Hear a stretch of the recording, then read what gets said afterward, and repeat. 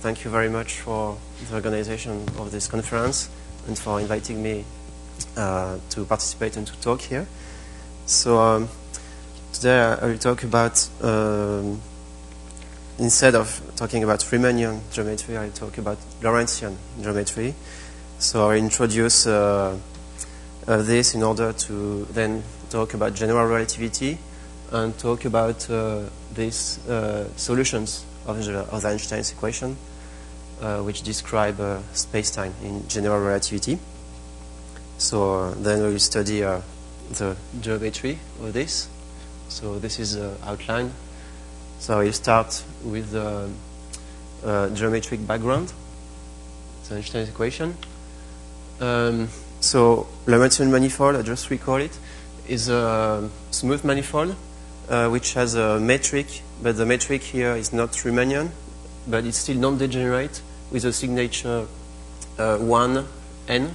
So it's 1 sign minus and then n signs plus. So this is a Lorentzian manifold, and the space-time is a Lorentzian manifold with the assumption that it is oriented. The manifold is oriented, and there is also a time orientation.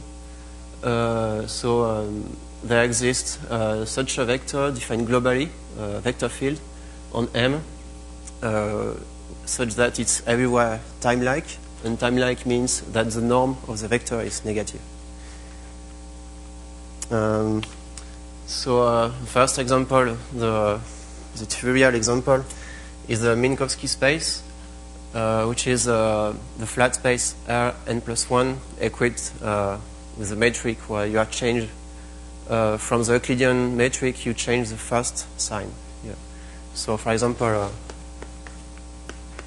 the classic picture is R11, so it's R2 with the time coordinate t and the space coordinate x. And in this example, you have already interesting features because you have isotropic directions for the metric. So the vectors tangent to these directions are have a zero norm for the metric. Other examples. Remark first that you can equip any smooth manifold with a Riemannian metric, but it's wrong for a Lorentzian metric.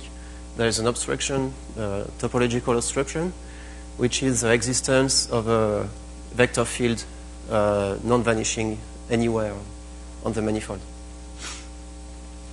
So, for example, the first example that comes to mind is that you cannot have any Lorentzian structure on the 2-sphere.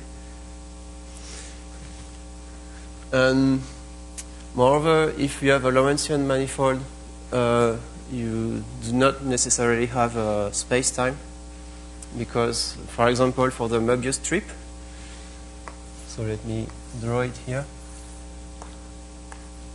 So if you identify this way, this side and this side, if you choose a time orientation here, so this indicates the future, then if you cross this and you come back, you have at the limit here, you come back with the time orientation reversed, and so it's incompatible with the choice of the first orientation. So this is in case you have a metric, this particular metric here, minus dt squared plus dx squared.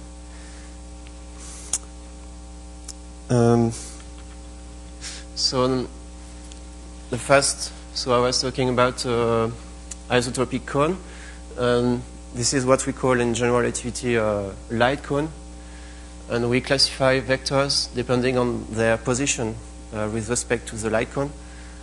So if I draw this cone here, you have time-like vectors which are inside the cone. So usually if you look, for example, if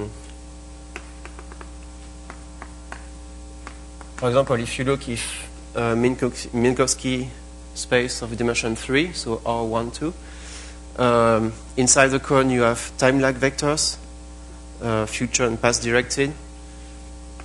Outside the cone the vector is called space-like. And on the boundary, you have isotropic vectors, which you also call null or light-like. And the union of light-like vectors and time-like vectors form the causal vector. And it corresponds to, in general relativity, from a physical point of view, to objects which travel less fast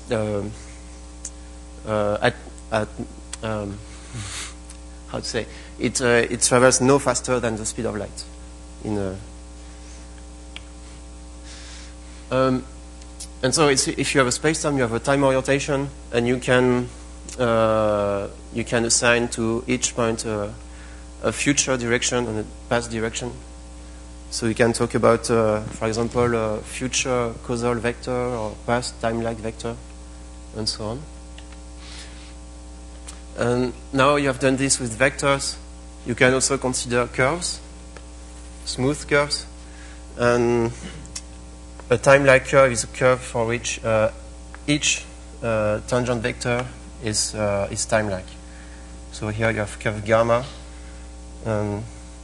So here you have gamma dot S1, for example, and further you have gamma dot S2.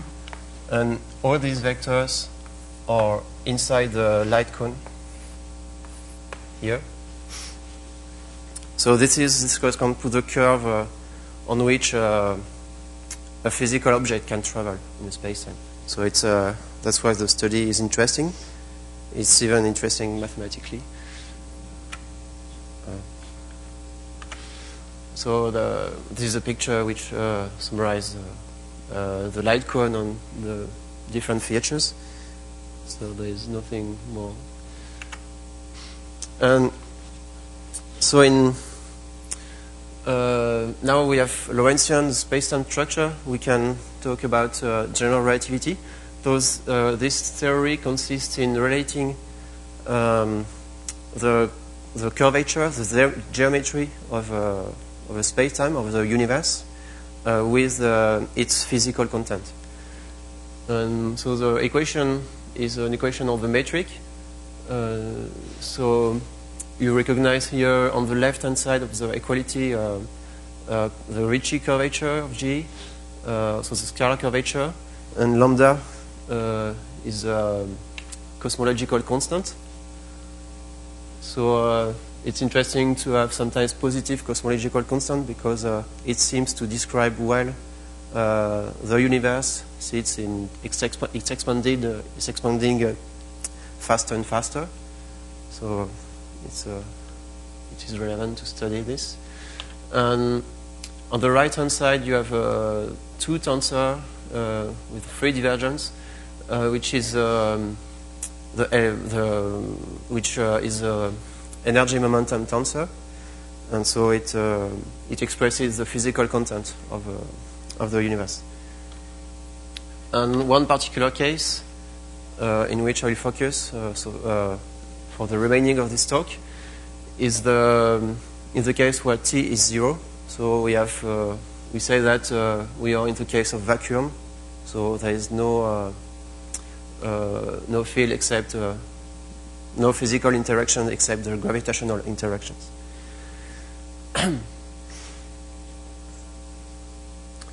And so let's see some examples. So first, the vacuum equation read so which of there is Ricci flat, because if you take the trace of the last equation for n greater than 3, you can actually show that it's equivalent to consider Ricci flat spacetimes. So now we are looking for solutions of Ricci flat spacetimes. So we start with in the case where n is 3, because it's the physical motivation. So the first is Minkowski spacetime. So we have already seen this. It's flat, so it's Ricci flat. And then the first very interesting spacetime is a Schwarzschild spacetime, discovered in 1916 by Schwarzschild, and so 1 year after the Einstein's equation. And so the manifold M is actually an open subset of R4. So you can draw, it is defined so for R, which is a radial coordinate greater than 2M. So you can think of it as what is outside this cylinder. So here it's 2M. And in this region you have this expression here. And you can see that the expression becomes singular. One of the coefficients of the metric is blowing up when you approach 2M.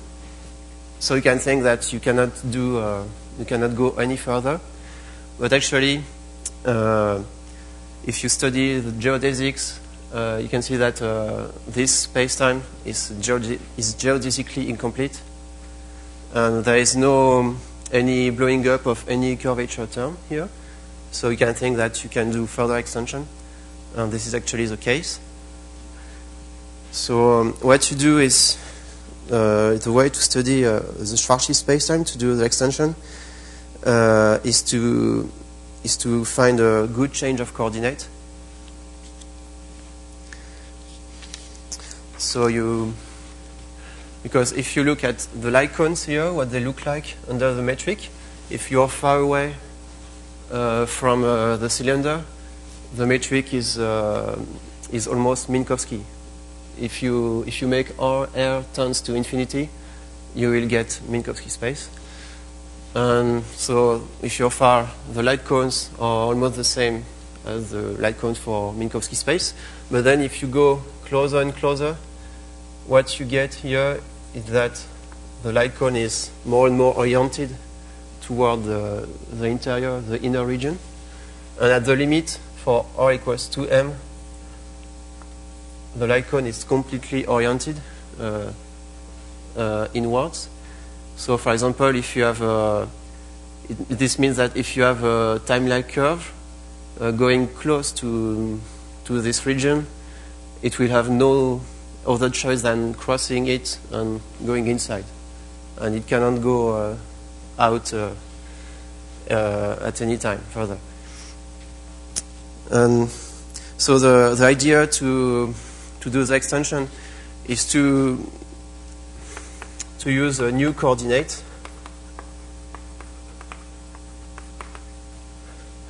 uv. You keep the other coordinates, and instead of the original coordinates t and r, and these coordinates are chosen to be in the null direction, so in the direction tangent to the light cones. And if you do this, if you make a good choice of this coordinate, you can write the metric G under these coordinates, and this time it is smooth when R equals to M, and so you can extend it. And since the original metric and the change of coordinates in are analytic, what you get is that the new region which you constructed is still a Ricci flat, because it's analytic continuation. It was Ricci flat for the outside, and since the new patch of the coordinates covers the border R equals 2M, it's still Ricci flat everywhere. So I will describe. We'll do actually the same engineering for the Emparan-Reall spacetime further, and I will describe it in more details. And so what we get for Schwarzschild is a picture, a diagram, which is called the Penrose-Carter diagram. And this is how it looks like. So the original region for Schwarzschild is here. So it's the region I call 1. And 1 is the region R equals greater than 2M. And so you do what you do is extension through the horizon here and here, you can actually find a coordinate system which extends through all this region. And so this is, after a good chain of coordinates, what the space-time looks like. So here you have actually a singularity at r equals to 0. This time it's a curvature singularity. You cannot do any change of coordinates to extend further.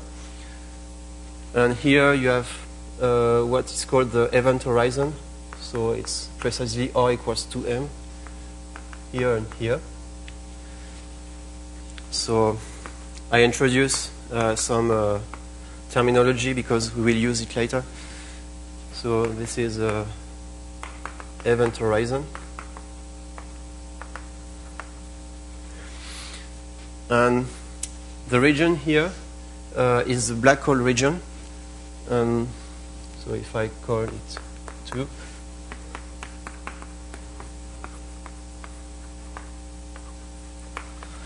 And what is a black hole?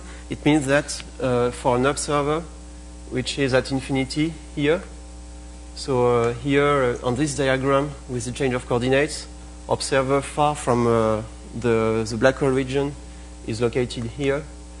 And from this observer, the past, what the observer can see is the past cone, so the past light cone, and the past light cone is all this for this observer, but this is not in the past light cone. So any point of this region is not observable, and so this is a black hole region.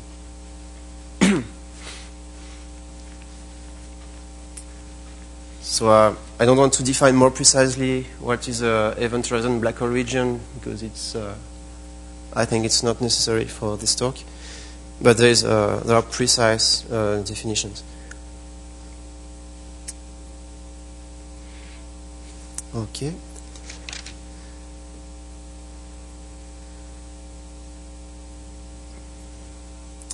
So for example, the interest of Schwarzschild is that it explained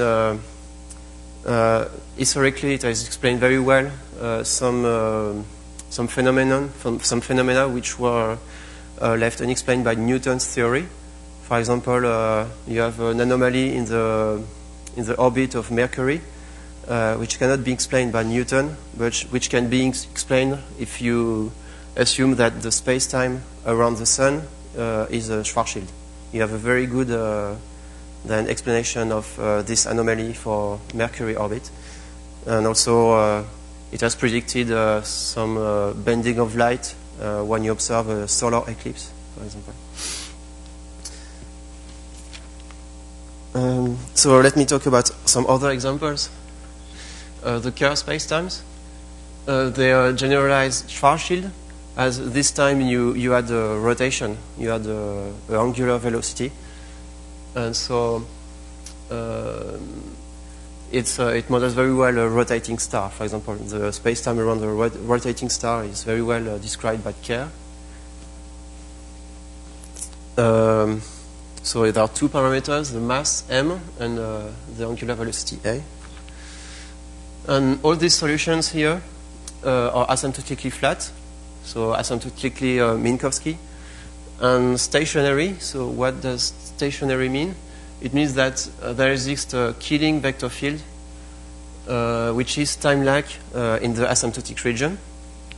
And for example, for Schwarzschild, the Killing vector field x is or k is d by dt in these coordinates for which it is given, and you can check that it is indeed time lag at infinity. It's the same for Kerr. You have also such a Killing vector field. So you can ask the question if there are other spacetimes, if you can do a classification of them. And in dimension 4, there is a theory which is called the no-hair theory. Under some assumptions, it's a theorem under analyticity assumptions, which says that, in fact, there is no other asymptotically flat stationary solutions of Ricci flat spacetimes than Kerr. So you can parameterize all this spacetime by two parameters, M and A. And, but it's still a conjecture when you remove analyticity and you only assume smoothness. So it's very, it's one of the main problems in current mathematical general relativity. So now let's talk a bit about the event horizon, still for dimension 3+1. We have a theorem of Hawking which assert that the event horizon of a black hole spacetime, if you look at a constant time cross-section, the topology of this event horizon should be a two-sphere.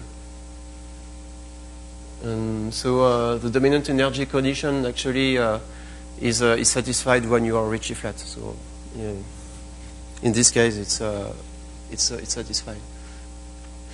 And you can there is a generalization to this theorem in a higher dimension by Galloway and Schoen, which say that for higher dimension, under the same assumptions, asymptotically flat and stationary, and for Ricci flat, the event horizon has to be of positive Yamabe type.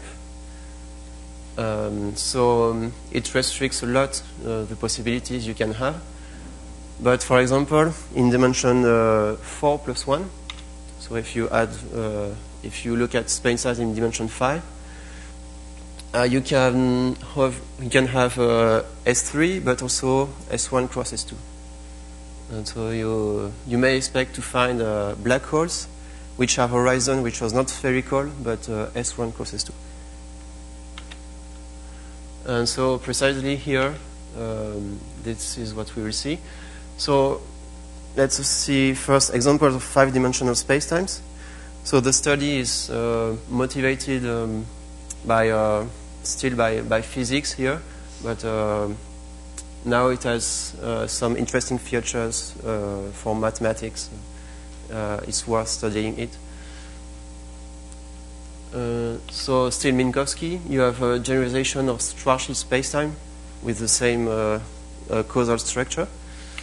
Also a generalization of Kerr spacetimes, which are called Myers-Perry spacetimes, and they are parameterized not only by the mass and one angular momentum, but there is another angular momentum. So there are two orthogonal rotations.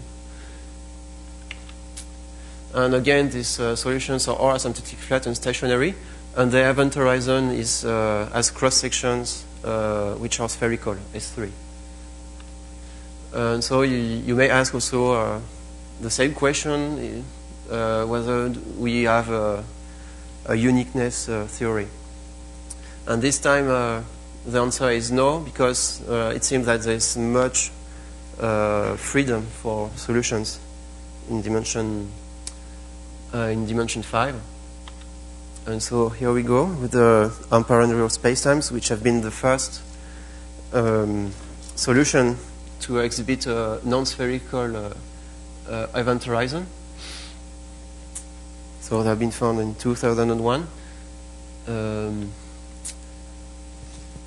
And so the first thing is that it gives a counterexample to the Norhe theorem, because you can find in this family of spacetimes two of them which are non-isometric, but which have same parameters for mass and angular momenta. And you have also a third one which has a horizon topology R cross S3, which is a Myers-Perry black hole, with, as we saw before. So here it's a counterexample for uniqueness. So yes, what I was saying, that is the first example of spacetime where the event horizon has topology S2 cross S1. And here is the metric. So it looks complicated, but you don't need to remember every single term, every single coefficient of this metric. There are just a few interesting features.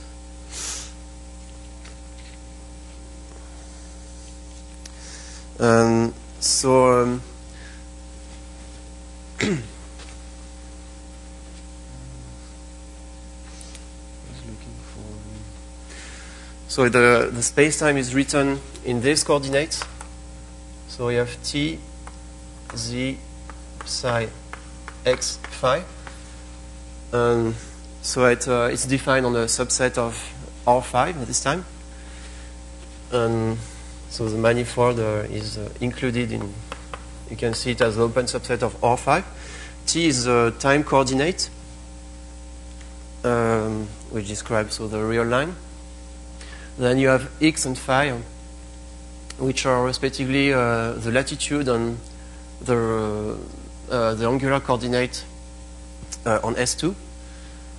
Then z is what is related to a radial coordinate. So you can see that it overlaps infinity. But this is because when Emparan-Reall wrote this metric, it was convenient to use this coordinate in order to simplify the expressions. And psi is the angular coordinate, such that if you take z and psi, it's related to polar coordinates on R2. And then you have constants, psi1, psi2, psi3, which are classified this way, so I write here because I will need. So I have psi2,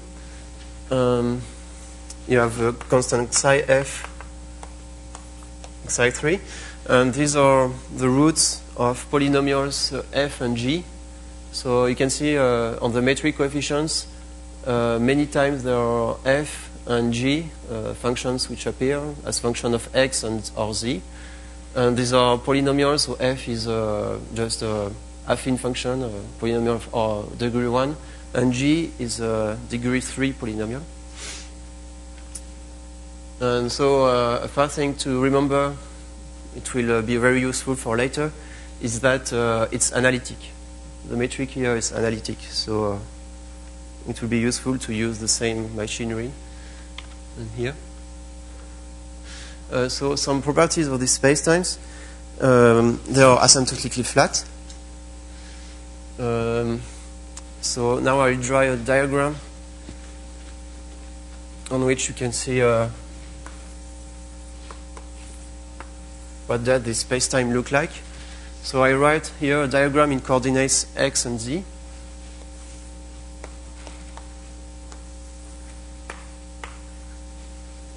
So as you saw, z goes from psi3 here to psi1, overlapping infinity. So here we have infinity for z and 0 for x. And x goes from psi1, which is negative, to psi2, which is positive. So this is the range of coordinates x and z. So it is only a cut of the spacetime in two coordinates. And the asymptotically flat region is located at this point.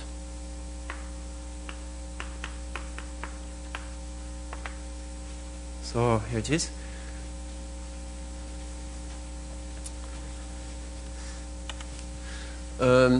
You also have, we are looking for symmetries for this spacetime. So the symmetries are described by the Killing vector fields. So we have one time-like vector field at infinity, d over dt, and also two Killing vector fields which describe the isometry by rotation along psi and phi. And so we have three Killing vector fields. In particular, it's stationary. We have what we call a Killing horizon. This is a place where you can have a regular Killing vector field which becomes null. And so this place is a Killing horizon. It's the topology of this Killing horizon is R cross S1 cross S2. So on this diagram is just the left end, side 3 here. And actually, this Killing horizon, we'll see soon that it's actually the event horizon of and so there is also a black hole region. The Hager surface, So the ergo surface, which is the place where, yeah, I didn't define what is the ergo surface. So the ergo surface is the place where the stationary killing vector becomes null or light-like. So it's the place where here. So this is the ergo surface, and it corresponds to z equals to infinity. And so, yeah, so for the terminology ring refers to the S1 factor of the topology of the event horizon. And so the first proposition is that this killing horizon is actually an event horizon. Okay, so now we have a new space-time and we want to study it, and the way to do this is to try to construct the Penrose diagram the way that has been done for Schwarzschild. So we'll try to do such an extension, find good coordinates, and then study the global structure. So this is now our aim. And the way to proceed so is define new coordinates, V and W. So instead of T and Z, we define these new coordinates, and we define them, and they are. You can see that they are again singular when z equals to psi3. But if you choose well the constants, so here B and psi naught, we will arrange so that it will compensate the singularity of the metric here. Here the metric is singular as z equals psi3, and by this kind of change of coordinates you can compensate this singularity to have coordinates which behave well at, in this region. So is there something to erase?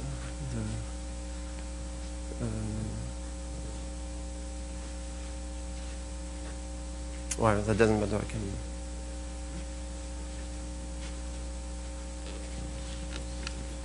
can. No problem. So, just to erase the no, that doesn't matter too much. So the change of coordinates, in order to be working, has to be done also for the rotation coordinates. So we define a new angular coordinate psi hat. And so now we want to choose. We have three constants to choose. Well, in order that the metric written in this new coordinate is regular when you cross z equals psi3. So you can do it. Actually, you can indeed choose the constant.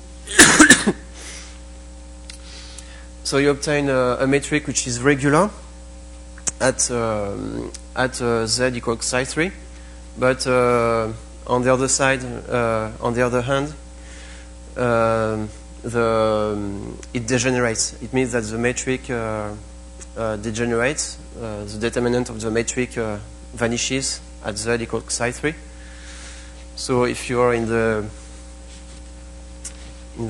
VW coordinates, you have the metric written in this. Okay, thanks. You have the metric written in these coordinates, which is smooth at z equals psi3, but you have the determinant which vanishes, so it cannot be non-degenerate at z equals psi3. So you want to improve this.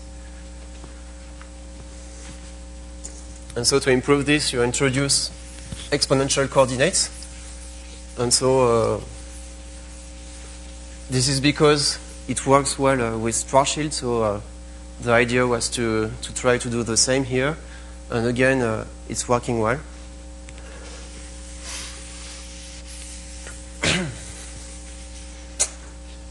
So you define new coordinates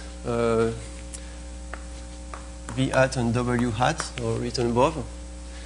And so now you have a coordinate system which describes the metric, which is v hat, w hat, psi hat, and you keep x and phi. So now you have an expression of the metric in this coordinate system. And you can still define the function z here as a function of these coordinates, because you can apply the implicit function theorem. So the radius z here can be written as a function of v hat and w hat. And so you can still talk about the region z equal xi3 here. Okay.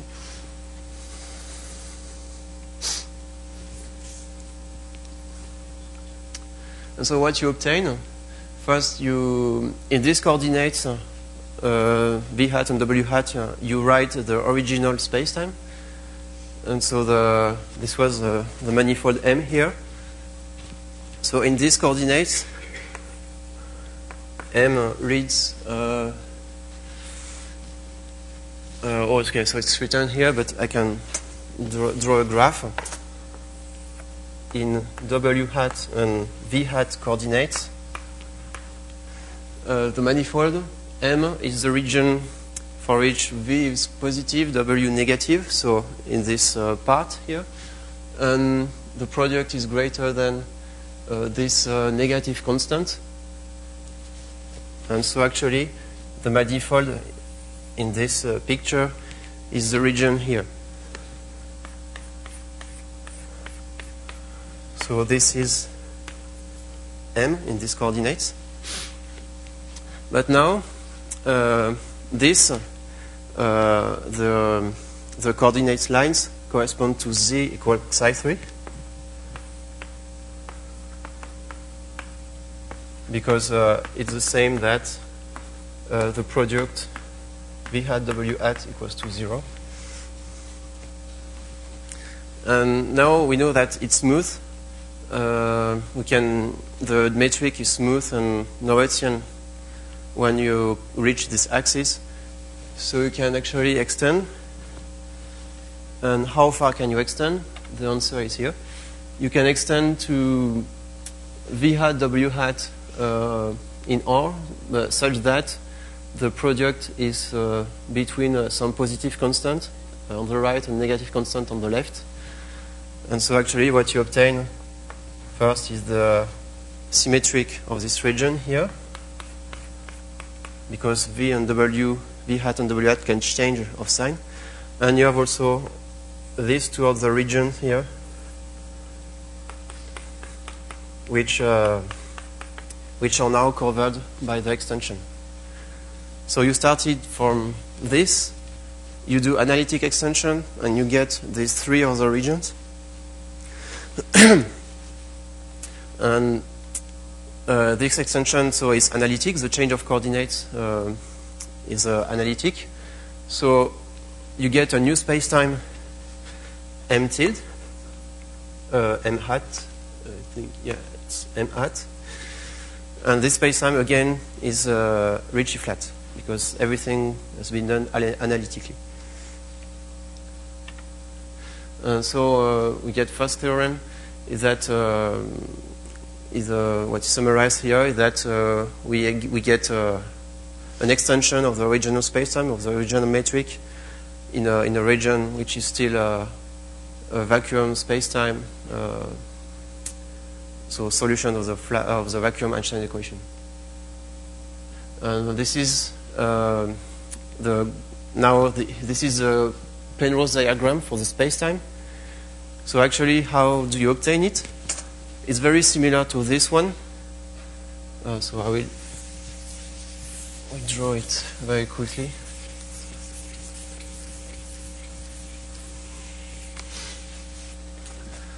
So to obtain this diagram, what you do is you have here a v hat coordinate, w hat coordinate, for Schwarzschild, you had to do a chain of scale. So here it's just a diagram which shows you the causal structure.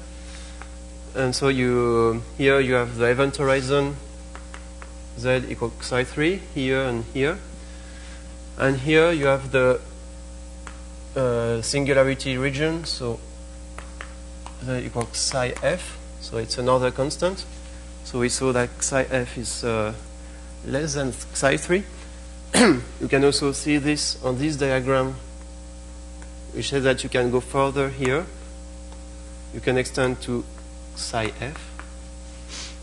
Okay. And so we started. We started from M, which is this square here, and the extension has been done through this horizon. So again, we get a black hole region, event horizon, white hole region, and a symmetric. And so we have a structure which is very similar to Schwarzschild. And so now you can ask whether this is maximal. So we have already said this. So, and actually, the answer is yes, it is maximal. You cannot extend further. If you try to extend further the space-time, you get something which is isometric to this. So you have no proper extension. So you have a maximal analytic extension of the space-time. And so it is globally hyperbolic. What does it mean? It's a nice feature in general relativity. Globally hyperbolic means that you have so globally hyperbolic. The definition is that there exists a Cauchy surface. And so what is a Cauchy surface? It is a surface such that for any inextendable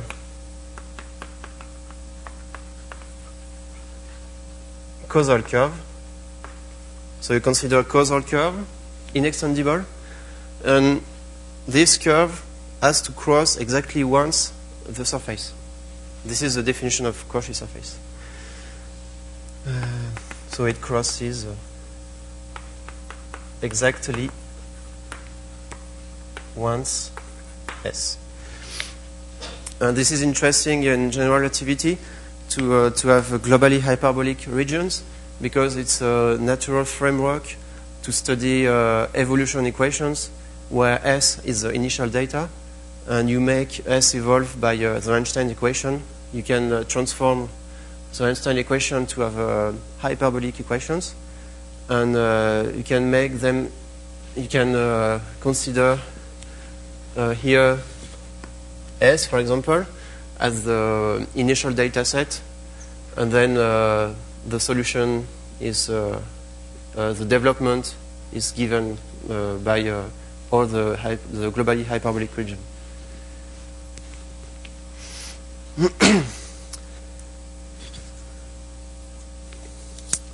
Okay.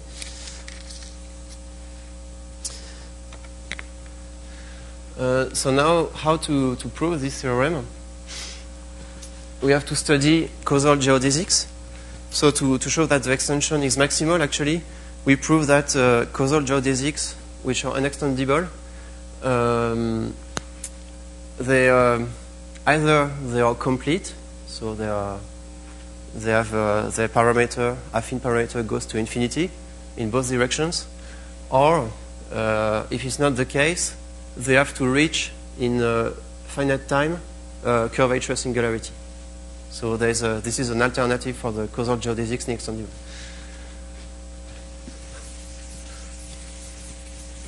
And so if I draw again the picture here,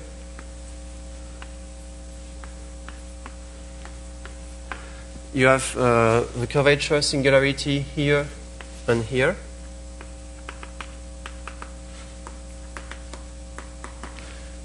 So So here, these are the null infinities, the infinite regions. So here it's the asymptotically flat region. Here, time-like infinity. So this region, if the geodesic goes in this direction, it is complete, because this is infinity in this diagram. If you have a time-like geodesics which goes here, which crosses the event horizon, so now it's inside the black hole, it's future directed. And what happens is that the geodesic will reach in finite time the curvature singularity. So this is what we have to prove. So this is alternative. And so here, to show that it's globally hyperbolic, actually the candidate for the Cauchy surface S will be in v hat and w hat coordinates simply this surface, which is an extension of the surface t equals 0. So here we have t coordinate. The coordinate t is defined on this square, but it's not defined everywhere. That's why we change coordinates to have coordinates defined globally. And this region is t equals 0, and if you want to extend it in new coordinates smoothly, it reads v hat and w hat equals to 0.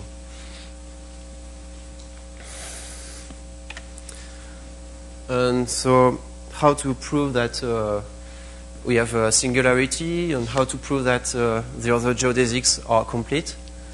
First we have to verify that z equals psi f is indeed a curvature singularity. And this is done when you compute the norm of the Riemann tensor, so what is called the Kretschmann scala. And you can see that there is a singularity of order 6 in psi f in the denominator. So this indeed blows up. So it has been done with some tensor package with Matemática exact. So yeah, this is what you have to do to study time-like geodesics. To do so, we have to, when you have a geodesic gamma, so written in this coordinate, for example, if you start in this region, you have these coordinates, t and z, and you study the derivative, which is the vector, so given by the derivative of t, z dot, psi dot, x dot, and phi dot. And you have to, what you can do is you can find uniform bounds on these functions, parameterized by some affine parameter for the geodesic. And so you show that there is no blowing up at a finite region, at a finite parameter. So you have indeed completeness. And to the constant of motions here, which we use, is the fact that for a geodesic, the norm of the vector of the tangent vector is constant, and also the fact that if you take the product with the derivative on a Killing vector field, you also get a constant of motion, and so this gives you some enough equations then to solve to find bounds here, and you also use Euler-Lagrange equations for the other coordinates, which are not related to Killing fields.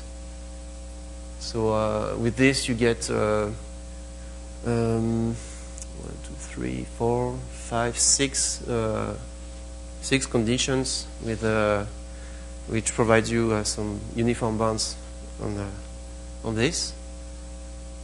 So I won't go deeper into details, and it's a matter of calculation. Then some terminology. We call a space-time which satisfies this alternative. It's called time-like S complete. So this is what you already said, that an extendable geodesic, either it reaches singularity in infinite time, or it goes to infinity.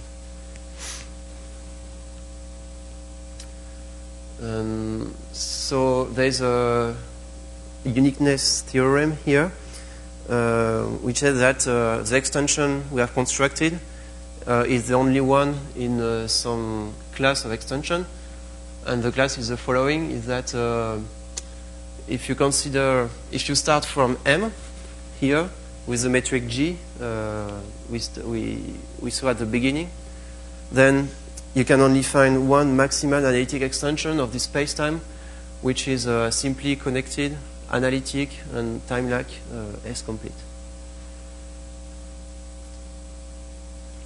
And so this result relies on a theorem which is which uses a lot analyticity, and which is a generalization of a theorem of Kobayashi and Nomizu for Riemannian manifolds. So you have such a result for Riemannian matrix, and you can extend it for spacetimes which are time lag as complete. So you consider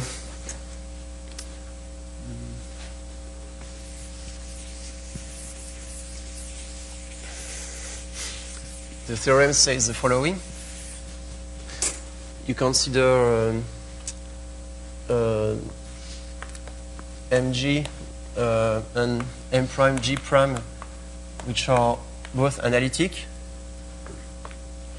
and you consider an open subset U in M, and a map phi which goes from U to M tilde.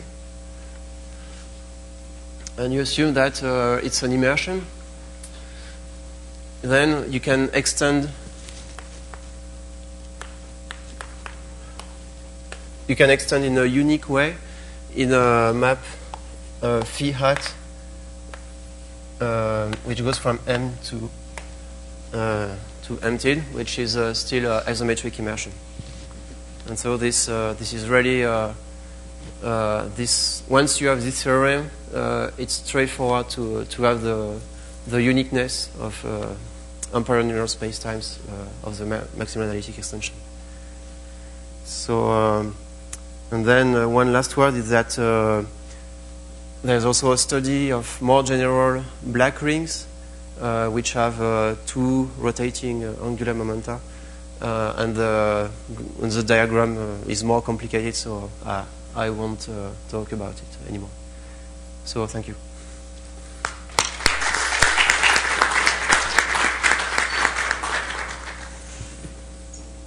Other questions?